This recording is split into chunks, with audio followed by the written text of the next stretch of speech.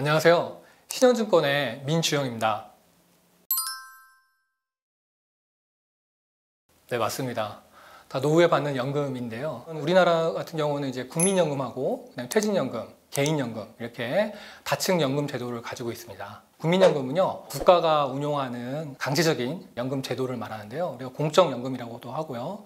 그래서 이제 국민연금공단에서 관리를 하고 그 다음에 대부분의 근로자들이 의무적으로 가입을 해서 나중에 정해진 연령이 되면은 연금으로 받는 제도입니다. 또 하나는 이제 국민연금 안에는요, 소득 재배분 기능이 있어가지고요, 부자인 사람과 가난한 사람 사이에 차이를 좀 줄여주는 그런 이제 효과도 가지고 있습니다. 퇴직연금은요, 미국에서는 이제 기업연금이라고 부르는데요, 각 기업에서 근로자들의 복지 차원에서 또는 인사관리 차원에서 마련된 제도입니다. 근속연수와 그 다음에 근로소득에 따라서 납입하는 금액이 달라지고 나중에 55세 이후가 되면은 연금이나 혹은 일시금으로 찾을 수가 있습니다. 끝으로 이제 개인연금, 요즘에 연금저축이라고 부르는데요. 연금저축계좌는 개인들이 자발적으로 금융회사에 가셔가지고 가입하는 그런 제도입니다. 이처럼 이제 아주 기본적인 노후 생활비를 위한 국민연금과 그 다음에 좀 더 여유로운 노후 생활을 위한 기업연금, 아주 풍요로운 노후 생활을 위한 개인연금 제도로 체계를 갖추고 있습니다.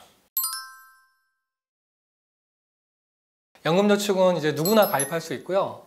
근데 IRP는 이제 소득이 있는 근로자나 공무원이나 뭐 이런 분들 가입할 수 있는 거예요. 연금저축보다는 IRP가 가입 대상이 좀 더 작고요. 그 다음에 연금저축은 뭐 우리 주식에도 투자할 수 있고 주식 펀드에도 투자할 수 있고 투자 제한이 거의 없습니다. 없는 반면에 IRP는 주식에 직접 투자는 안 되고요. 펀드 같은 간접 투자만 가능하고 그 다음에 주식에 많이 투자하는 주식 펀드나 뭐 주식 혼합 펀드라고 하거든요. 주식에 많이 투자하는 자산은 불입하는 돈의 70%만 투자할 수가 있습니다. 나머지는 뭐 채권이나 정기예금 같은 안전자산에 투자해야 되고요. 이렇게 운용에 좀 제약이 있습니다. 그 다음에 IRP는 우리가 중도 인출이 특별한 경우 아니면은 안 됩니다. 예를 들어서 뭐 처음으로 내 집 마련하거나 아니면 전세 자금하거나 아니면은 뭐 6개월 이상 요양이 필요하거나 이런 특수한 경우에만 중도 인출을 할 수 있고 나머지는 중도 인출이 안 되고요. 근데 상대적으로 연금저축은 중도 인출이 좀 자유로운 편입니다. 다만 우리가 연금저축이나 IRP 같은 경우는 이제 연말정산할 때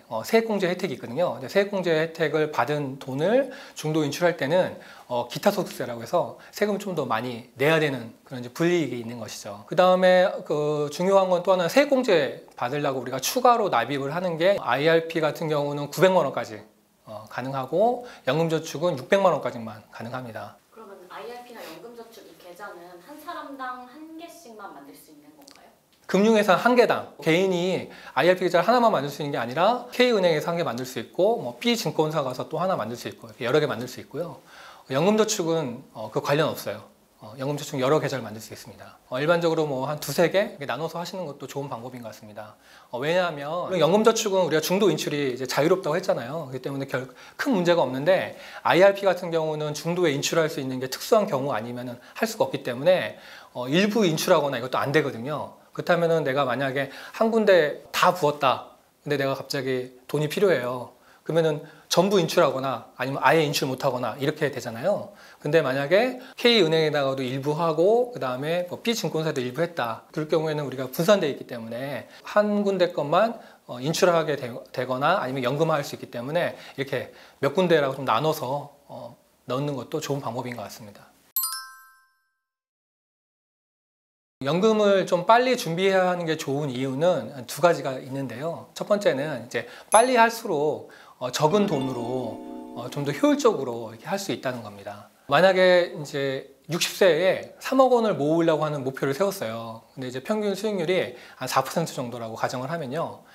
30대부터 시작한다면은 한 40만 원 정도면 돼요. 근데 40대부터 한다면 그보다 많은 75만 원 정도. 그다음에 너무 늦게 시작해가지고 50대 그때부터 준비하려면은 월 180만 원 정도 이렇게 하셔야 됩니다. 금액이 이제 확 늘어나죠.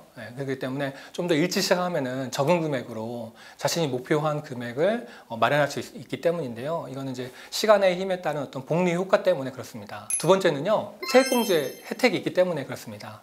세액공제 혜택이 있다는 거는 우리가 뭐 사실은 이제 어떻게 보면은 거의 돈을 많이 들이지 않고 높은 수익률을 올릴 수 있는 그런 효과가 있기 때문에 그런데요. 또 세액공제 받은 돈으로 다른 투자를 해가지고 또 금액을 또 늘릴 수 있는 점도 있고요. 또 하나는 이제 다른 계좌 같은 경우는 매년마다 세금을 떼거든요.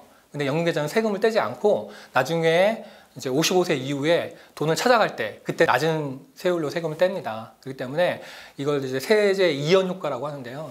세금을 떼는 게 이연되기 때문에 어떻게 보면 내가 투자한 금액이 고스란히 다 이제 투자가 돼서 복리로 이제 이게 불어나는 그런 효과가 있어요. 그렇기 때문에 이제 원금이 늘어나는 효과가 있기 때문에요. 그렇기 때문에 이제 이런 혜택을 온전히 누리기 위해서는 좀 더 일찍부터 연금을 준비하는 것이 더 좋다고 할 수 있겠죠.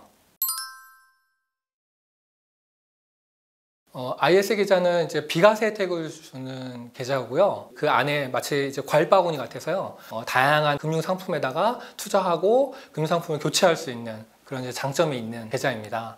그다음에 일반적으로는 200만 원까지 비과세 혜택이 있고요. 근데 다만 이제 3년까지 이제 중도에 해지할 수 없는 그런 점이 있습니다. 그래서 어떻게 보면 이제 ISA 같은 경우는 우리가 이제 목돈을 마련하는 그런 용도로 활용하는 것이 좋을 것 같고요. 연금저축이나 그다음에 IRP 같은 경우는 55세까지는 일반적으로 찾을 수 없는 거기 때문에 이제 노후 생활비 마련에 그런 목표로 할 수 있는 이제 약간 성격이 유사하기도 하지만 목표가 다른 거죠. 목돈 마련을 위한 목표로는 ISA가 적합할 것 같고요. 그다음에 이제 노후 생활비를 마련하는 그런 준비에서는 연금계좌가 되게 적합할 것으로 생각됩니다. 연금계좌에 넣을 수 있는 최고 한도가 1,800만 원까지거든요.